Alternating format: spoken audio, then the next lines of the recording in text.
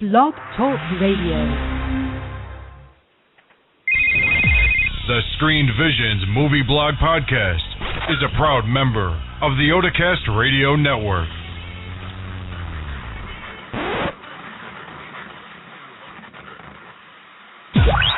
Straight from the blog, out there in Dallas, Texas, www.svmovieblog.net. You're listening to the Screen Visions Movie Blog Podcast with Desmond Child. The Marathon Man is back and better than ever. What's up, boys and girls, ladies and gentlemen, kids and adults? Desmond Childs on a Friday evening, coming at you. This is Screen Visions Radio. We are talking about Asian films for you guys right now. It's good to be back. Kind of delayed on the episode release. Usually try to get them out on Wednesday. Came out on Friday today. And real quick, right off the bat, email me at odacastradio@gmail.com. And I was thinking about this. You see all the movies that are coming out. I just got off the phone with one of my good friends, and we were discussing. You got your top 5 favorite actors, and I say actors generally speaking, male or female, right? And usually, I guess you could pull somebody out of a crowd, and you'll say, "Hey, what's your favorite person to go see in movies?" And I was sort of listing my top 5, and obviously this being an Asian-centered podcast, the part of the inspiration for me coming up with this show, my favorite actor is Jackie Chan, because I like watching people get beat up, and I like laughing. You know what I'm saying? Rush Hour series is my favorite movie series. Corny like that, I know. That's how I am. But I was just like, you know what? You look in the theaters and you look what's getting ready to come out, and you start to kind of see this it's like a merry-go-round of the same 12 actors getting some shine. You know what I mean? And it would probably be 13 of them if Heath Ledger was still here, you know? And you got, right off the bat, let's see, well, I guess we can throw, I don't know. I said top 12. Let's say you got about the same top 20 actors and actresses, I should say, you know, getting some play, and especially with the men, the actors, you see probably the same 7 or 8 guys. You got Daniel Craig, Dwayne Johnson, Matt Damon. George Clooney hasn't really done as much as he used to. Brad Pitt, Bruce Willis. James Franco has stepped it up here a little bit. You've got people returning. Chris Pine. You know, I cannot, his name escapes me, but he was Professor X in X-Men. He's got some stuff coming up. And Will Smith, you know, and Will Smith's got this whole family thing going. Like, all those little jokers are in movies now. Him and his 2 kids. Love that family. But yeah. And I started to think, I was talking to Ashley, I said, you know what? What actress has pull for movies? You're sitting down on the couch and you're just like, I'm just chilling, watching movie trailers or whatever. Maybe you got the Naked Movie Trailers app. And what movie trailer or what actress would it take for you to star in a movie for you to just be like, dude, gotta go see that. What's the name is on fire. That look like it's gonna be a good movie because she is in it. I'm gonna be real, y'all. Halle Berry ain't doing it. Is Halle Berry doing it for y'all? odacastradio@gmail.com. I don't think it's Halle Berry. That's real easy for me for people to say, oh, Halle Berry. Oh, yeah, Halle Berry. That's just like, you know what I mean? I mean, it's just one of those things where I guess because they appear in the more, I guess, mainstream things, then their name is the one that pops up, I guess, which is fair, I guess. But are you really seeing the movie because they're in it, or are they just picking their project well? Halle Berry is not necessarily what I would consider a great actress. She's pretty good. She's had her spots. Went back and watched her supposedly, like, wow, she did really good roles. I'm like, yeah, she was great. She was pretty good in those movies. But not legendary. Was it legendary? There's very few actors and actresses, much less actors. I'm just talking about actresses in general, but actors that just transcend the generation they're from, where 50 years down the road, we'll just be like, dang, man, y'all remember Denzel? Y'all remember Denzel Washington? Oh, you remember Denzel Washington in such and such? Oh my God, but George Clooney in Out of Time, I love that movie. You know what I mean? But I can't think of an example of a female actress that has been, maybe. Some of the stuff, what's funny is I was trying to give an actress credit. I couldn't remember her name. And I don't even want to go there because if I can't remember your name, that kind of proves my point, right? Like the fact that your name is just not on my tongue. Like the names that are on my tongue are actresses that pick their projects well, for the most part. Now, there are some potential actresses I think I could get to that level, where it's sort of like, I don't want to say the commitment isn't there, but the movies they choose to display their talent aren't always the greatest choices. They're either too mainstream or they're either too, sort of indie-ish for, general public to be like, wow, she's a great actress, I guess. But I feel like our talent pool in terms of young Hollywood that's coming up looks, I would say probably about 5 or 6 years ago, 7, 8 years ago, I would say at the end of the 2000s, right before we got to 2010, it was looking pretty shabby in terms of what the future of, Hollywood 10, 20 years from now was looking like.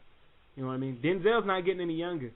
Bruce Willis, Halle Berry, Angelina Jolie, these Rat Pack people ain't getting any younger.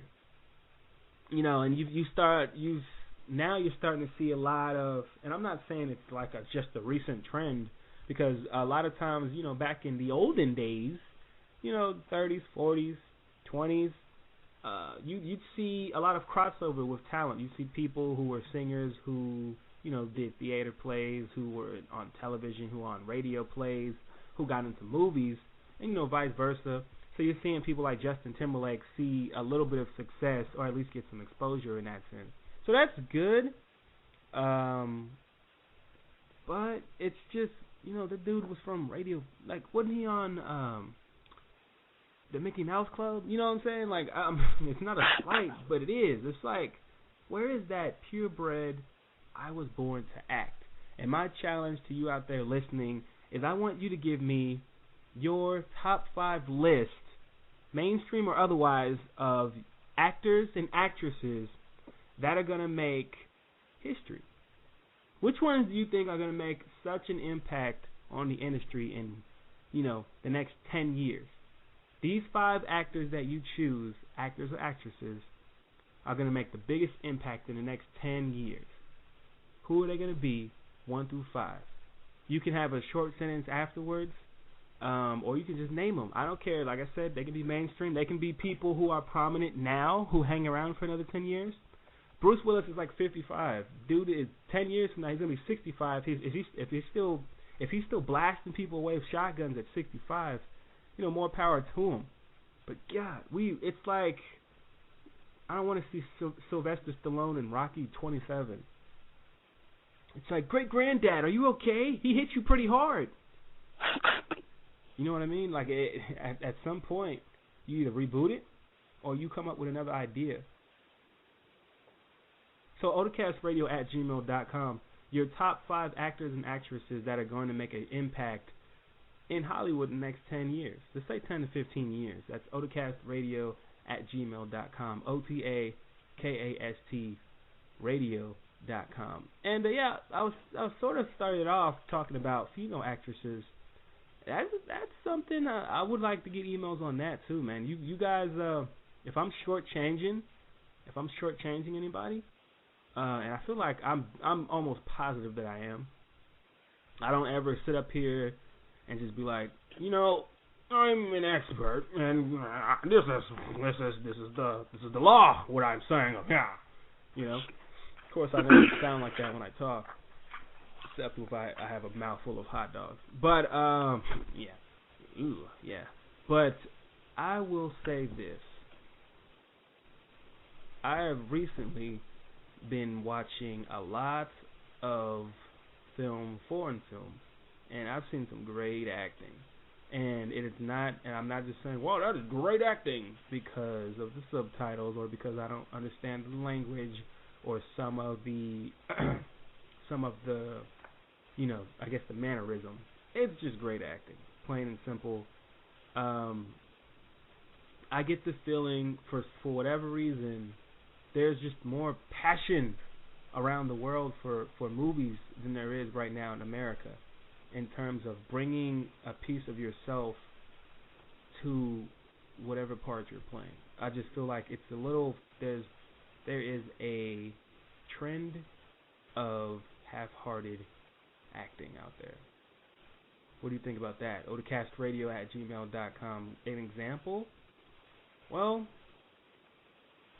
an example. I would say, I'm not going to say anything specifically, because I don't want to argue with someone about a particular movie for the next, 3 to 4 emails. And yep, I'm chickening out. It's my podcast. But I would say, and all the great actors always say something to this effect, finding something about the character that is either so compelling or so relatable that you are able to take that idea of this character and make it you. Not an imitation, not a caricature of such a character, but you become that character. That's why that Heath Ledger performance as the Joker was just so, everybody was like, man, he was just good. I don't know why. That's why. Because he took a comic book character. Jack Nicholson did well too, guys. It's just, for our generation, we have Heath Ledger Joker, so it's more relevant. They took that character and they made it their own. That's just, to me, and unfortunately, you only really sort of get that level of commitment to a character when it is something like based off of a true story, biopic, that sort of thing, and not really based off a true story. Some of those movies, when they say based off a true story, it could be that the real story also had, a bank robbery, but that's it, and the characters themselves are just like hyped up versions of, the people that actually did the bank robbing. Biopics, you always tend to get the best of actors or actresses in biopics because they find something and they don't necessarily imitate it, and if they imitate it, they breathe life into that imitation. So it's almost like the best impression of somebody.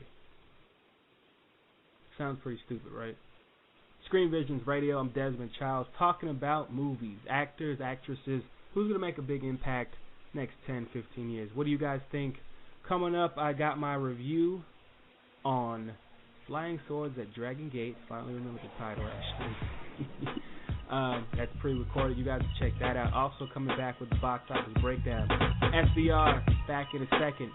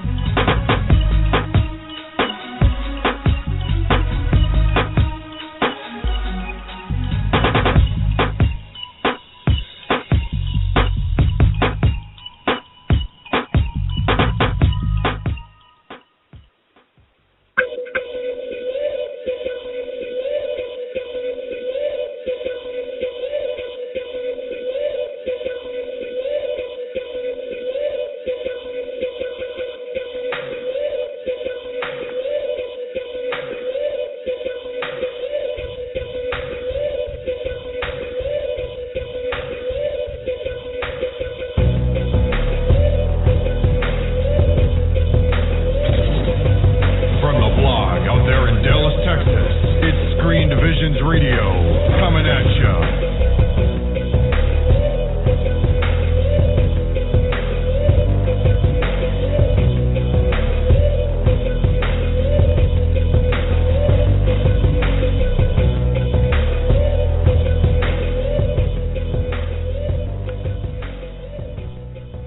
There's this ancient prophecy for telling events, and it's not really clear to the desert scholars in this movie.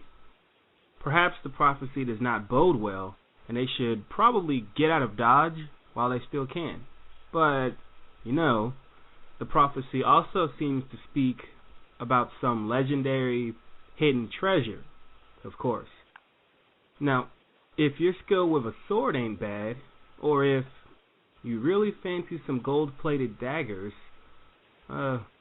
then flying swords at Dragon Gate may have been about you.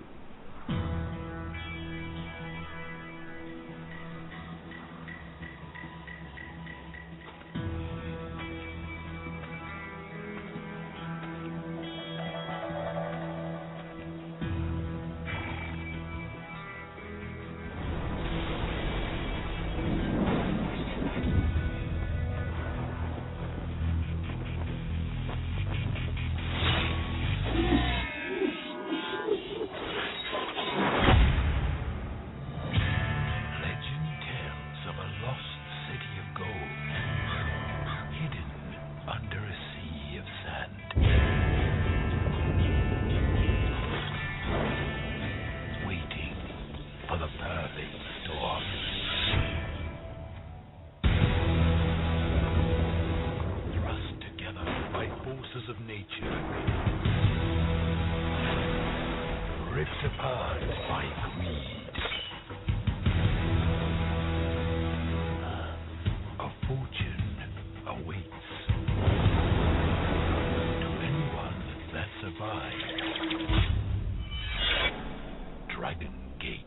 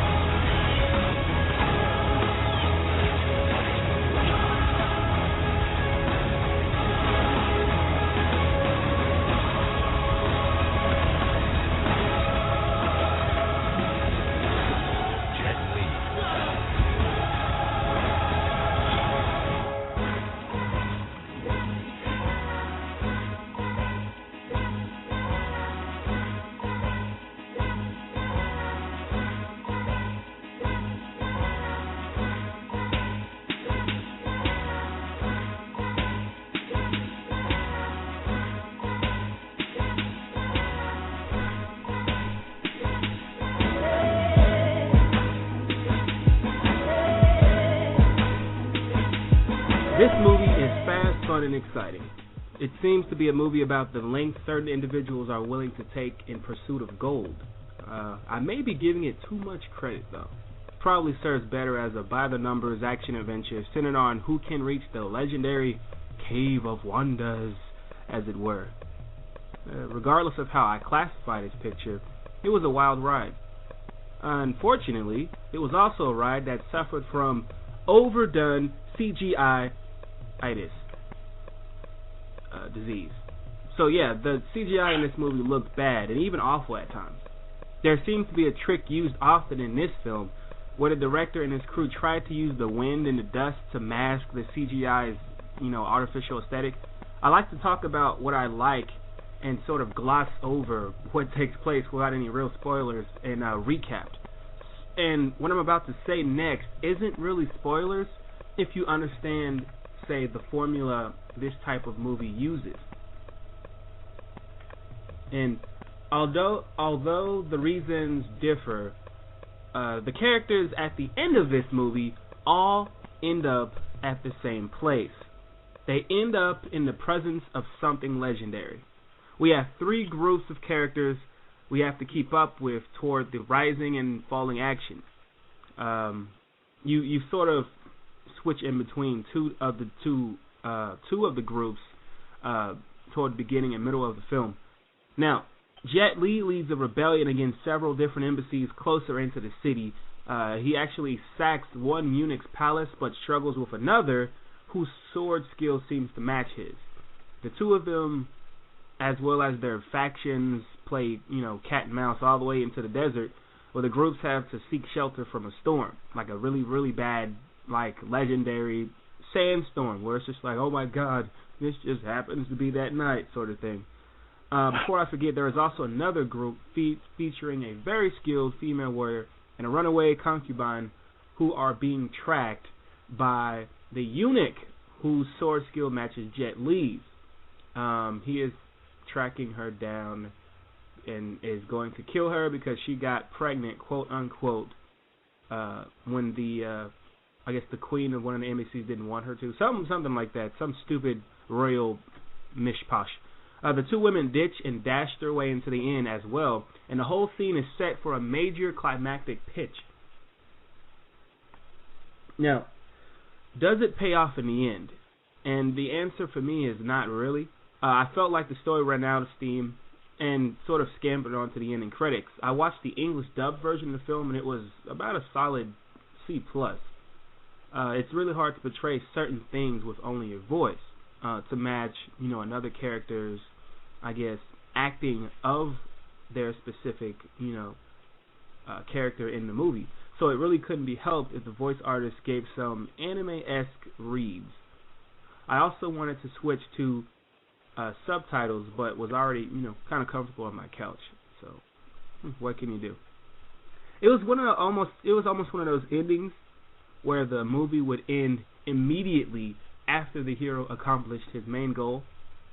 So it'd be like, cue the freeze frame celebration. And so everybody's like, yeah! And then cue the sappy 80s pop music. You're the best. This didn't have those two elements, but the ending came nearly as quick and was probably just as unfulfilling. At least the choreography was well done, aside from the CGI elements added in. All in all, you'll enjoy the action, you'll roll your eyes or laugh at the poorly implemented CGI, and the movie will end with you wondering whether or not the prequel movie was any better than this. It's an entertaining adventure with medium-level violence. You can watch Flying Swords at Dragon Gate on Netflix. You have a different perspective? Let me hear it at odacastradio@gmail.com. I'm VP Willis, and this has been Screen Visions Recapped. Catch you later. Screen Visions Radio and Odacast Network affiliate. Games, movies, life. Hey kid, what inspires you?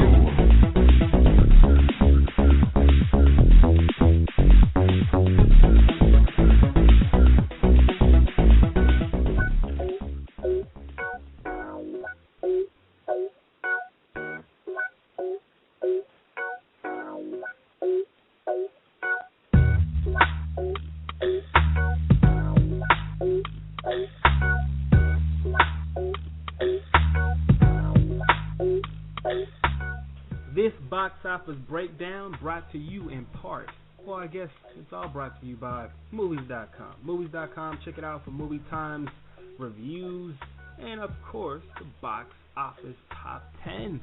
Number 1, 40.5 million. Is that a little less than 20-something million difference? Probably a little bit of that. What is that? About 14 million something difference between number 1 and number 2 this week, guys. Number 1 is G.I. Joe Retaliation, making 40.5. Number 2 is The Croods, making 26.7. And Tyler Perry's Temptation at 21.6.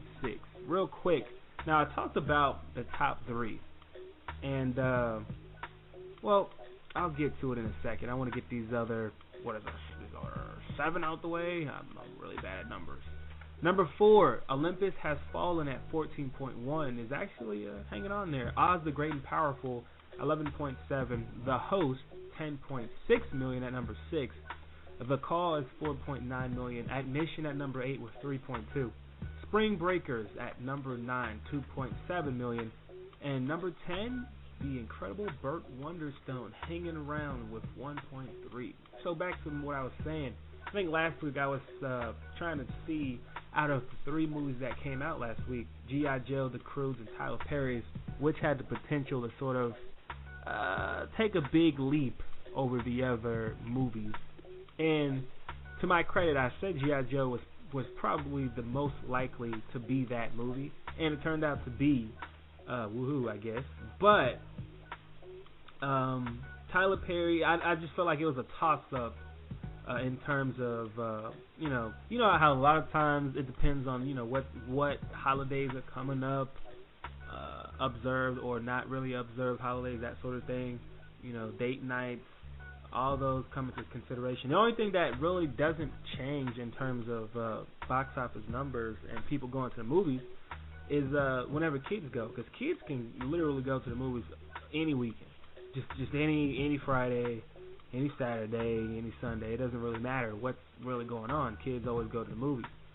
And G.I. Joe Retaliation is interesting because I feel like the majority of the kids who were born, I would say, 1993 and up, don't necessarily know G.I. Joe well. And to be fair, I would say people born in the late 80s don't really know. I know because we watched a lot of those cartoons with older people, and they'd be like, hey, this is G.I. Joe, kid. You see that? You're like, oh, cool, G.I. Joe. But I think the star power of G.I. Joe, the fact that it is purely action, PG-13 action movie, is enough of a pull for even people who are like, G.I. Joe, what is that? I guess it's an army movie, and they go see it anyway. And the star power, you don't really care what it's called. I mean, anything starring, Dwayne "The Rock" Johnson and Bruce Willis, you could have called it, The Pudding King, and people would have went to go see it. The star power sometimes it beats everything. So yeah, I wasn't too surprised with the results. A little surprised that Olympus Has Fallen is making as much money as it is with the amount of hatred it has received from critics and fans alike. I've heard some good stuff about it, but I've also heard some pretty harsh stuff like, wow, why was this even made, and that sort of thing. Which you get that with, literally every movie gets that one guy that's just like, really? Why was this made again? How many millions of dollars were wasted? And you just kind of go, dude, chill. But yeah, that's your top 10. Let's go ahead and move on to things you guys can expect to be coming out here very soon. Tonight, in fact. You've got Evil Dead, which I've heard has gotten some really great reviews. Unfortunately, my roommate, Drew, I live with 2 Andrews. My roommate, Drew, decided that it was a great time after we watched the Blu-ray version of Sinister, which I like that movie. We watched the Red Band rated R version of Evil Dead. And let me tell you, there are images in the trailer I have not been able to purge from my mind. That was last night, a day ago. And I'm just like, oh my God, that was gross. Why would you kiss somebody after doing that? That sort of thing. And oh my God, I'm just shivering thinking about it. But anyway, Evil Dead, apparently, I won't say anything too much. All I will say upon reading reviews is that apparently this new movie sort of takes what the original did, has its own spin, and it apparently, for the most part, with a lot of the critics, does well to represent, I guess, the movie series. And it looks like it's going to be the first movie in a trilogy, is what the buzz about Evil Dead is going to be. It's rated R, opens tonight, guys, if you guys want to go check that out. Sounds like a great date movie. It's 8:30 at night right now, so a really late great date movie. Jurassic Park in 3D, PG-13 comes out today, guys. Jurassic Park. Man, you talk about what would the new Jurassic Park actually be? Like Jurassic Park 4, I guess? you talk about something that's been in movie hell and back so many different times. Like it's really sad. I feel like with all the technology, like when Spider-Man came out in what, 99, 2000, something like that, I felt like there were 2 movies made for the new CGI that they were using in films. Like movies, superhero movies, and movies about disasters. Like King Kong, to me, was amazing the way it looked. Spider-Man, the first few, I guess at the time looked pretty cool. And Jurassic Park would have looked amazing if they had just updated it with the, some of the stuff they were trying to do. They never did, but they did release the original on 3D, so you can catch that tonight. PG-13 family movie. I didn't realize it was PG-13. I guess it is. Yeah, dinosaurs like eating people and stuff. Trance, rated R, comes out today, and of course you've got G.I. Joe Retaliation in your face coming soon, guys, to a theater near you. All right, and just give me a second while I catch my breath. Let me get some of this good water. All right, here we go. All right, Ashley, I'm good. All right, so you got 42. Opens April 12th. That's the Jackie Robinson movie. I am encouraging people who call themselves fans of baseball, fans of sports in general. Jackie Robinson was a big part of sports. People will say, "Oh, who was the greatest athlete? Who was the greatest, competitive sports?" Michael Jordan, Muhammad Ali, dudes like that, where they were loudmouth. They were either loudmouth and arrogant, sort of standoffish and arrogant. Talented, great talented individuals that achieved a lot, but Jackie Robinson went through a lot for those individuals to be able to showboat, win 6 titles. Michael Jordan, every time Michael Jordan went to the finals, he won a title. Not very many people can say that. Muhammad Ali is one of the most quotable athletes, ever to come out of the athlete machine, or you know what I mean. Jackie Robinson paved the way for those types of athletes, not just the black athlete either. Just for somebody from a great boxer from Venezuela coming over here and making a name for himself. That's just racism, segregation, discrimination.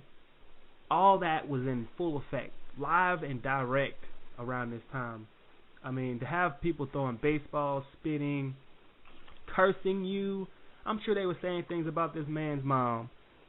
And, Jackie Robinson, for better or worse, understood that I have an opportunity here, and I could miss out if I retaliate the way they want me to. And to me, some of the stronger people are the ones who are able to endure great hardship and still overcome it. And, I just respect people like that, regardless of race, regardless of color. One of the great film critics, Roger Ebert, died. He passed loving his job like he had just started the other day. He worked really hard, fought cancer, lost a part of his jaw, couldn't speak, and just kept going. He did not allow his shortcomings or the things trying to hold him back. He didn't let that. That was never an excuse for him to just, he could have slowed down, but it's just like, why? I want to do what I like. I want to succeed. I want to entertain. I want to persevere. I want to be great. And why should I let this slow me down? I know, Ashley. I haven't ranted on my shows in a while. It's been kind of cut and dry. Feeling kind of worried today. On that note, Scary Movie 5 is coming out April 12th as well. Scary Movie. That is a thing that exists. The movie series, I remember the first one and the second one being pretty funny in some parts, I think. I've seen it. I'm sure I've seen it at least 5 times, I guess. I don't remember it very well. Oblivion, that's Tom Hanks. That's coming out April 19th. Tom Hanks is another one where people have so much hate for that brother. And whenever he comes out in a movie, everybody goes and sees it. They're like, man, Tom Hanks is such a weirdo. What is his religion? That guy is a freak. What a freak. Oh, did you see that new Mission Impossible? Dun, dun, dun, dun. That's my boy. You know what I'm saying? I mean, you can hate on somebody for so much, but then you go see their movies. What does that say about you? You like the person when they're not being themselves? I don't know. I'm having some fun here. Pain and Gain, April 26th, opens April 26th. That's The Rock and Mark Wahlberg. Another name I forgot to mention. The Big Wedding, April 26th as well. Iron Man 3, Robert Downey Jr. had a birthday this week. Iron Man 3 is coming out May 3rd. Hopefully, it's better than Iron Man 2. The Great Gatsby drops on May 10th, 2013. That's another name I forgot to mention. Mr. Leo DiCaprio got his thing going on. Also, you got the old Spider-Man in that one, Tobey Maguire. So them two guys are holding it down. Those are two names I could have mentioned in terms of stars who could have an impact 10 years from now. You guys remember odcastradio@gmail.com. Answer my question. Star Trek Into Darkness, May 17th. Now, I know there's a lot of buzz about this one. Star Trek Into Darkness. A lot of people like Star Trek, and I just gotta say, I don't get it. Why is if I've seen Star Wars and I get the whole Star Wars mystique and everything that goes along with that, tell me why I should separate Star Wars from Star Trek in terms of interest. Like which one should I be more into? Are my Star Trek peeps? Are my Star Wars peeps? I'm starting the argument. I'm trolling a little bit here right now. Epic, coming out May 24th. Fast and Furious 6, May 24th. The Hangover Part 3, I saw that trailer. That is actually happening. It is not a spoof, unfortunately. Now You See Me, coming out May 31st as well. And those are the movies you guys can expect here coming up pretty soon. New on DVD and Blu-ray. Let's go ahead and skip through these, shall we? The Baytown Outlaws releasing on March 19th. The Sweeney, April 2nd. You've got LUV Love, April 2nd as well. John Dies at the End, also coming out April 2nd. Lincoln, Parental Guidance, Killing Them Softly, and A Royal Affair are on shelves. They came out between March 26th and November 27th. Holy smokes. The Collection, Zero Dark 30, The Hobbit, An Unexpected Journey, and Les Miserables. Yeah. All came out between March 19th and March 26th. All those movies are on the shelves now. Go to your local Walmart, Blockbuster, Target, wherever you go to pick up some DVDs. Goes out there and picks them up. Alright, I'm Desmond Childs wrapping up the show. This is SV Radio, Screen Visions, Movie Blog, and I'm going to have to catch you guys later. Time to go. See you next week. I will tell you guys what I'm talking about on Twitter. Thank you guys for downloading the show. Deuces. Bye.